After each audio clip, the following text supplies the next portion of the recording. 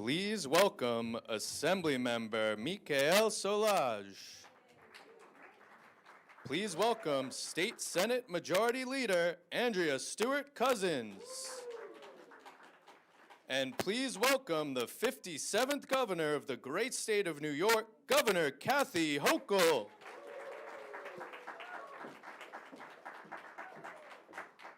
Hello, everyone. Hello. Here we are, talking about putting more money back in the pockets of New Yorkers. This is a great day, my friends. You know, we've been talking about affordability all summer long, and I want to thank the leaders and the members of the legislature for being phenomenal partners in our desire to just lift the burden from hardworking New Yorkers in any way we can. So I'm grateful for the presence of our leader, Andrea Stewart Cousins. Thank you for your friendship, your partnership, and being a real driver of these conversations with the members of the Senate as we go forward. Also, I want to acknowledge Carl Heastie, our speaker, who was so adamant that we find the resources to put this money back that we're talking about today back in people's pockets as well. I want to thank him for everything he has done, and I'm sorry he couldn't be here today, but he certainly sends his best. And also all the legislators who've been recognized here today. I take nothing for granted in this business. Your partnership, your willingness to roll up your sleeves and get the job done is something I'm so grateful for. So as I said, we've been talking about affordability. Started off the summer with $200 million in food assistance for 1.5 million children. Then we distributed $350 million in child tax credits to over 1 million families. And then we worked together to cap the cost of child care, something I've spoken a lot about because this was personal to me when we could not find child care that was affordable when I was starting out in my career. We capped it for families earning less than $108,000 to $15 a week. That's money back in their pockets. So we've worked together, worked really hard to get all this back in people's pockets. And some other good news. Inflation is finally going down. When we were doing our budget, it was still up there and unpredictable, but it's finally plummeted down from its 40-year high down to pre-pandemic levels. And even gasoline has dropped to $2 a gallon. We didn't think we were going to see this for a long time. So, but you know what?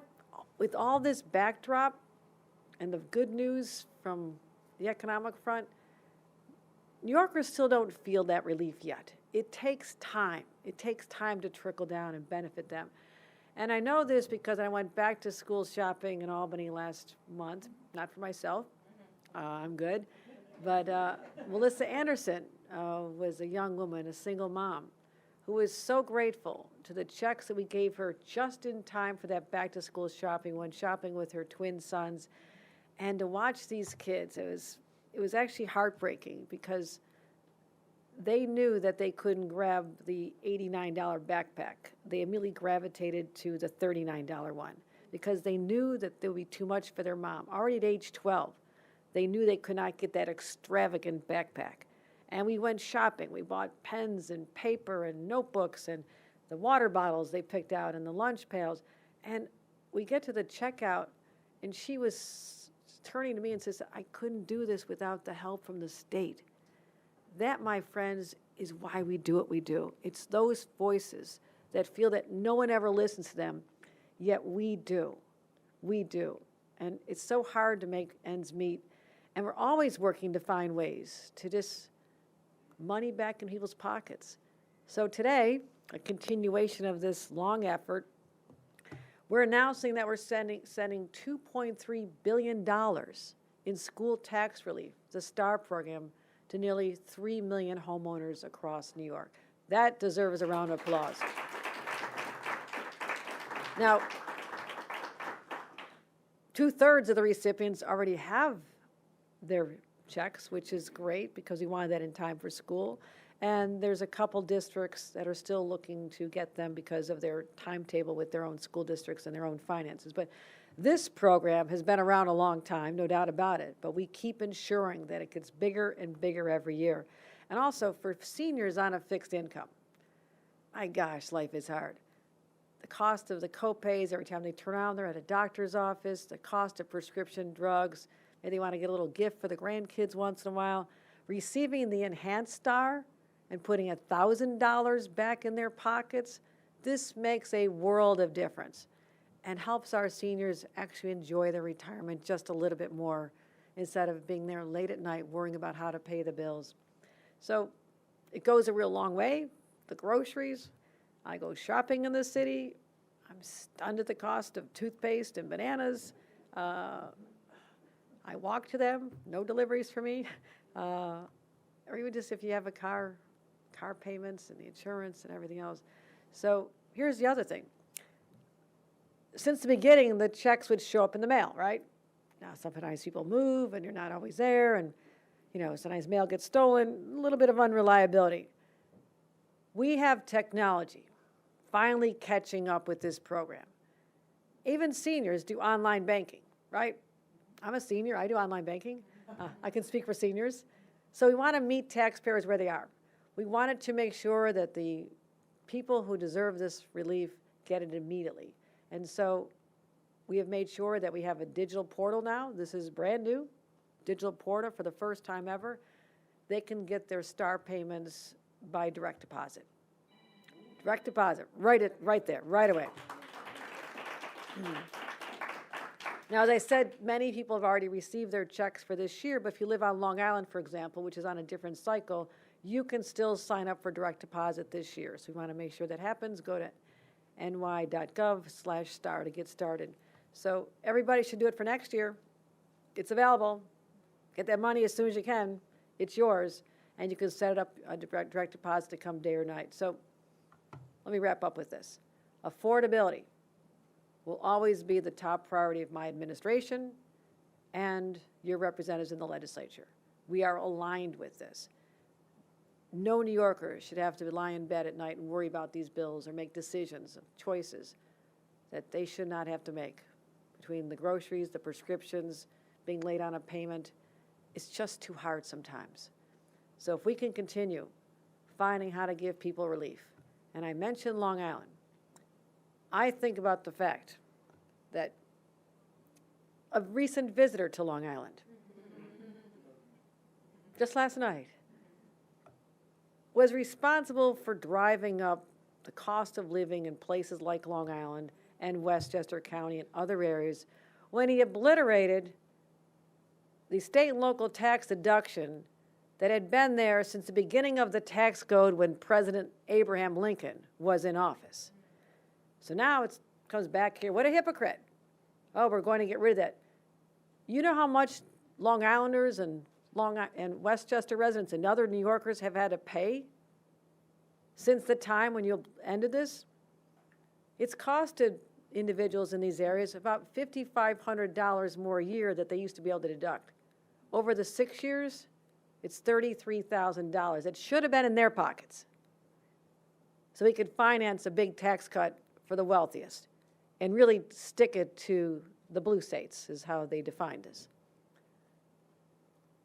So we're doing what we can, but these are changes we're going to need at the federal level.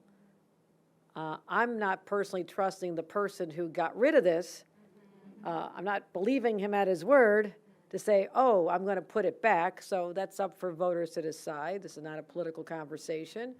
But school taxes have eaten up so much of the relief, and we're just trying really hard to get people's head above water. So we're going to keep focusing on the STAR program. We're going to work hard to restore the state and local tax deduction, known as SALT, and make sure that we can have New Yorkers thriving once again. And with that, I'm really proud to announce someone who's a champion of these causes, has been an ally at my side. We've gone through a lot of negotiations together. I'm sure you miss it right now. No? Okay, we're good. Okay. It's right around the corner, Leader. It's right around the corner. Honored to introduce my friend and our Senate Majority Leader, Andre Stewart Cousins, to talk about the positive impact of STAR across her district in the state of New York. Leader Cousins.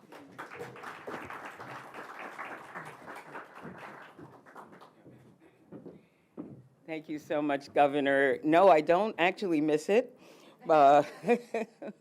because, we are constantly in communication, and it has been a real great partnership We've been able to, fight a lot together, along with my counterpart, Assembly Speaker Carl Hastie, for these very things.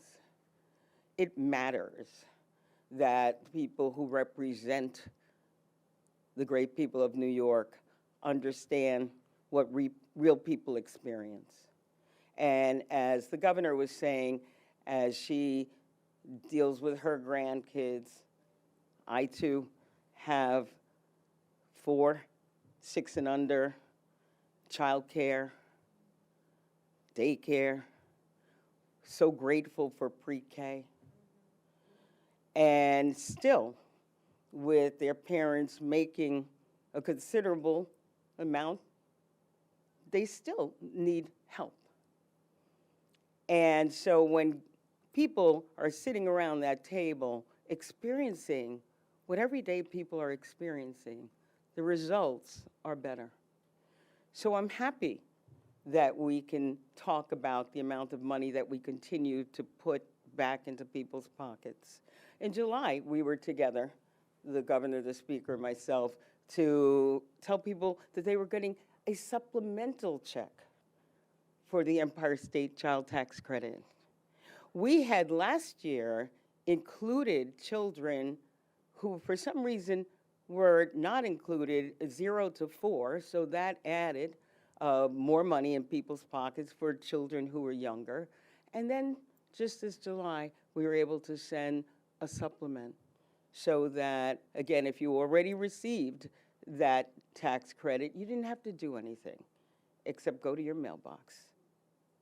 And now we're talking about making it even easier to access STAR payments. And I was talking to one of my staff members on the way down, and he's like, I said, yeah, I'm going to talk about STAR. And he says, oh, I just got my payment.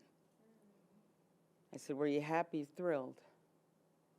Because we understand that the cost of living is difficult. We're working on it. Things are coming down. I credit the Biden administration, and like the governor, laugh at someone who gave us this problem with our state and local taxes, saying, oh, I'm going to fix it.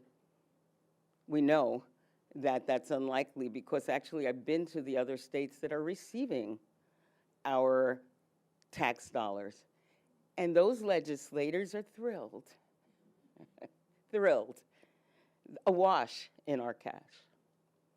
So while we continue to work on getting federal partners, we in the state are committed to doing everything we can, whether it's making sure that somebody doesn't have to, go to their assessor's office to see what's happening with STAR, that it will meet you in your bank account if that's what you want. I have a lot of seniors in Westchester, and I know, the Assemblywoman will talk about Long Island as well as Assemblyman Lubin. But the reality is they're house rich, cash poor.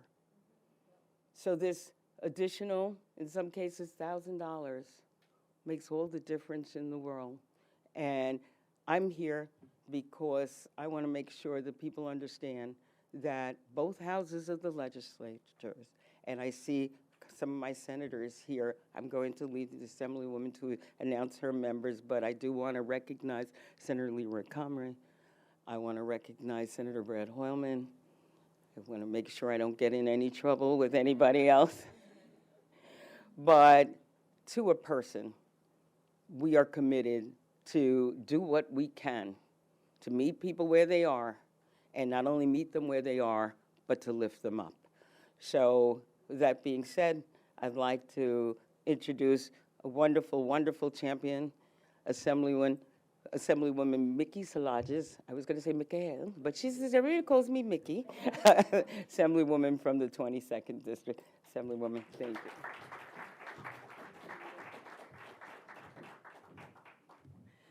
Well, when they say show me the money, that's what the governor and the legislature did, right? And so we are proud to say that we are investing into New York.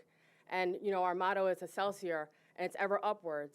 And we're ever upwards investing into Long Island, to Westchester, to all over New York State, because no one is being forgotten. We're all working together. And so when I think of, America, when I think of, this country, I think of like apple pie, baseball, but you also think of homeownership. It's the very symbol of the American dream.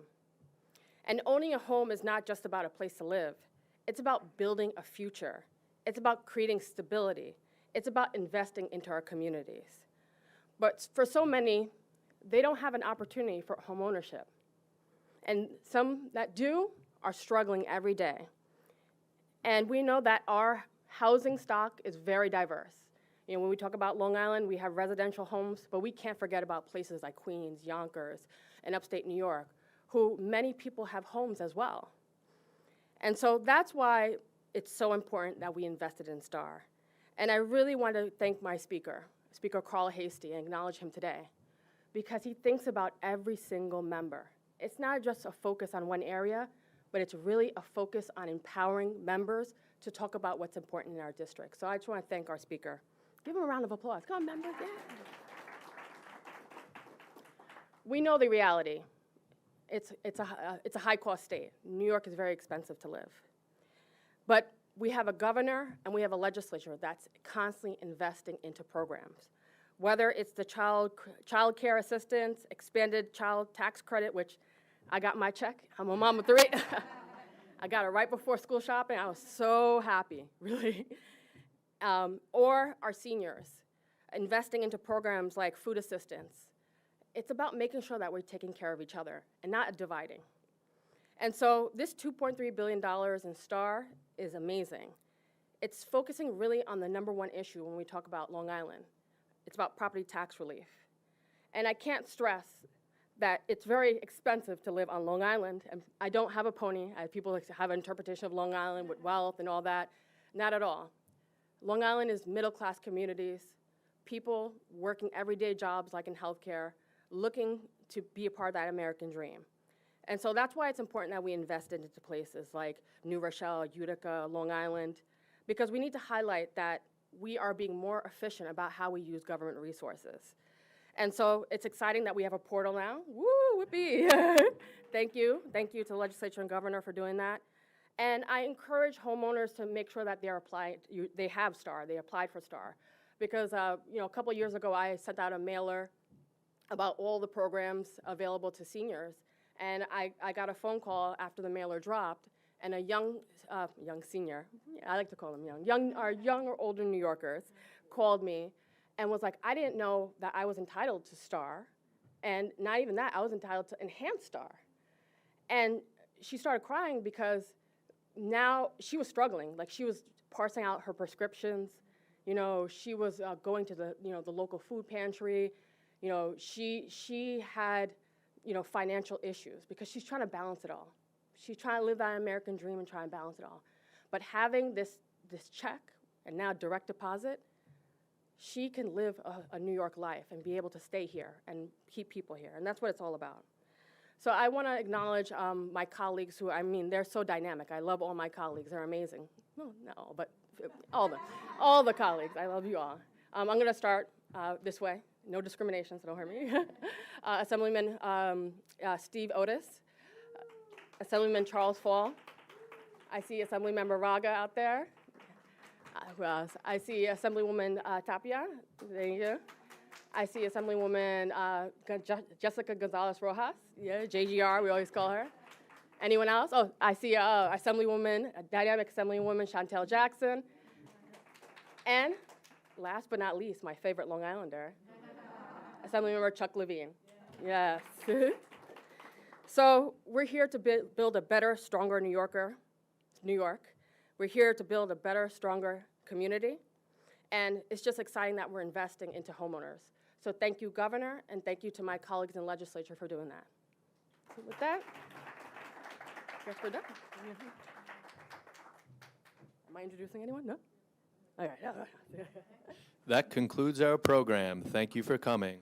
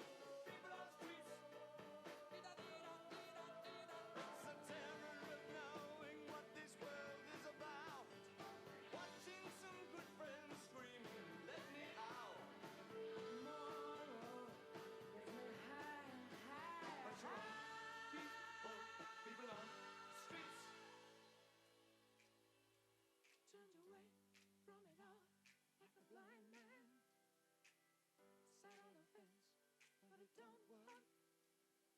coming up with love, but it's so slashed and torn.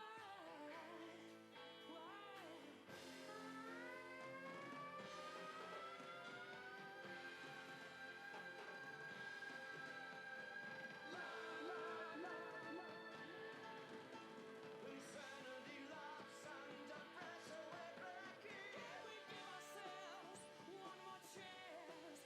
Why can't we give love that one more chance? Why can't we give love, give love, give love, give love, give love, give love, give love?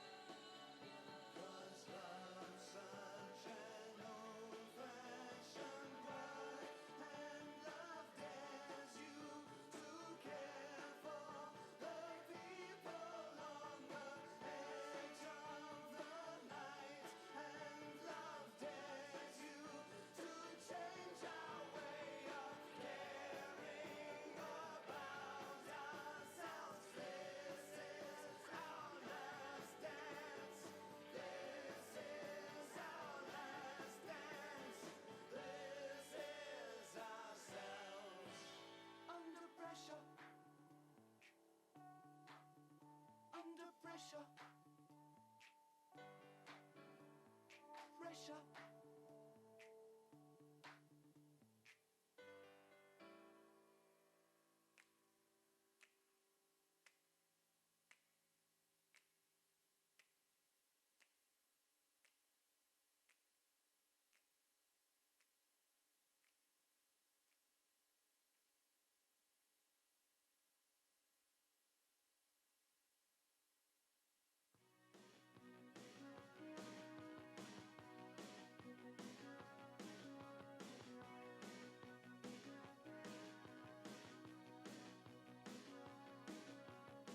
I get up in the evening and I ain't got nothing to say. I come home in the morning, I go to bed feeling the same way. I ain't nothing but tired. Man, I'm just tired and bored with myself. Hey there, baby, I could use just a little help. You can't start a fire. You can't start a fire without a spark. This gun's for hire, even if we're just dancing in the dark.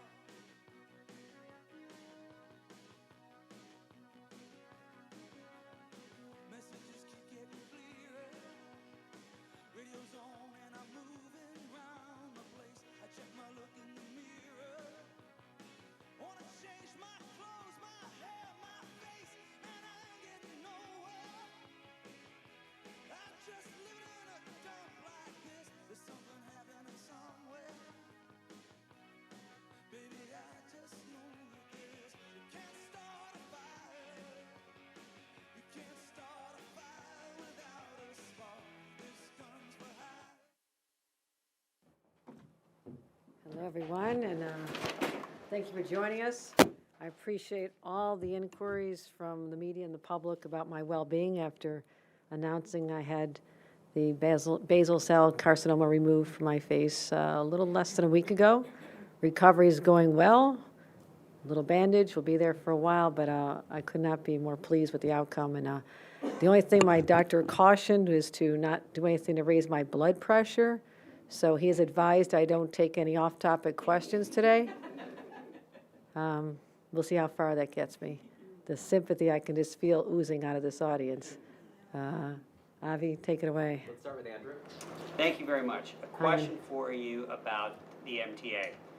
Some of the transit watchdogs are concerned that the MTA announced its $68.4 billion capital plan, and they've said, we can't even talk about this capital plan because the previous one, the one we're living in right now, has this $15 billion hole in it since the congestion pricing pause. So I wanted you to respond to that assertion that you can't talk about the next capital plan when the first one isn't finished. And also, your response to the MTA's ask. It's only about half of it is accounted for. So they're basically saying, and by the way, Governor, we need another $30 billion out of you. I've been in communication myself directly with Jana Lieber before this was announced. We've been working together all summer, and I really reject the myopic view that we can't handle a current capital plan, of which there's still $15 billion remaining, and a new capital plan, which we're required by law to evaluate and accept every 5 years. And so I'm not sure what the problem is in terms of going to the same place. Both have to be resolved with the state legislature. We'll be convening, as is customary, in January, and we'll work on the numbers at that time. Just as a quick follow-up, congestion pricing. Yesterday, with Mr. Trump on Long Island, several of the speakers said the second Donald Trump gets in there, he's getting rid of congestion pricing. The notion that it has remained a political bugaboo for you and for the state of New York, even though it's been paused. I won't have to worry about that because Donald Trump will not be elected. Vern? Governor, the Siena College poll shows that actually the former president has a higher favorability rating than you do. He's at 39%, you're at 34%. What does that say about New Yorkers favoring the former president over you, and especially the fact that there are more Democrats registered in the state? Right, and I'll just tell you this. As you can see from what we did today, I am 100% focused on delivering for New Yorkers. I get up every day and focus on what's best for them. But when it comes to numbers, let me be clear. The only numbers I'm focused on right now are the numbers to make sure that we can ensure that Hakeem Jeffries is the next Speaker of the House of Representatives. So I'm looking at the number 7. 7 seats we need to flip, 2 seats we need to hold, and my focus has been outside the governing. The political side has been laser focused on ensuring that we have a victory that the country is counting on us and California to do. So that's what I say about that. Are you concerned about those numbers, though, especially given that they are also record low favorability figures for you? I'm concerned about delivering for New Yorkers, and I have a lot of time before my next election. Christina?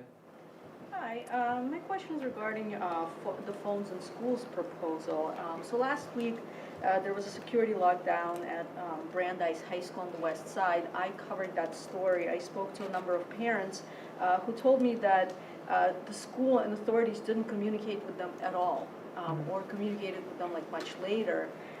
And the only reason they knew about this lockdown is because their kids texted them or called them from the school with their phone. So what do you have to say to those parents, given that law enforcement and the school clearly didn't have a plan in place, despite the reassurances that you keep talking about when it comes to the phones ban policy?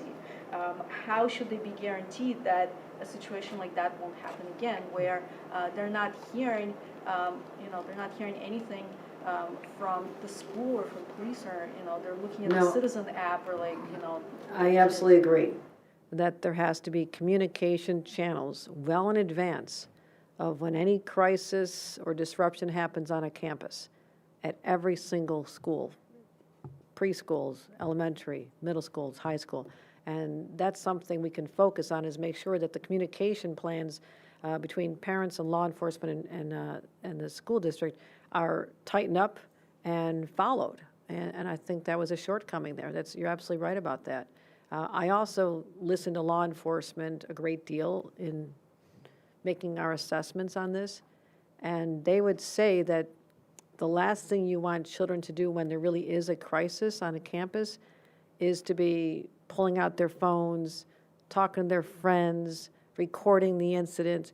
They need to be laser focused on the adult in the front of the classroom to lead them to safety per training and protocols. And so that's directly from law enforcement what should happen in those situations. But I know more than any other previous governor the anxiety that a mother has with the safety of her children. So I'm listening to that as well, but I also am hearing from law enforcement and also the school districts that have successfully implemented bans on how there was a lot of outreach to parents to help them understand this dynamic before it even happened. I think that's appropriate. Marcia?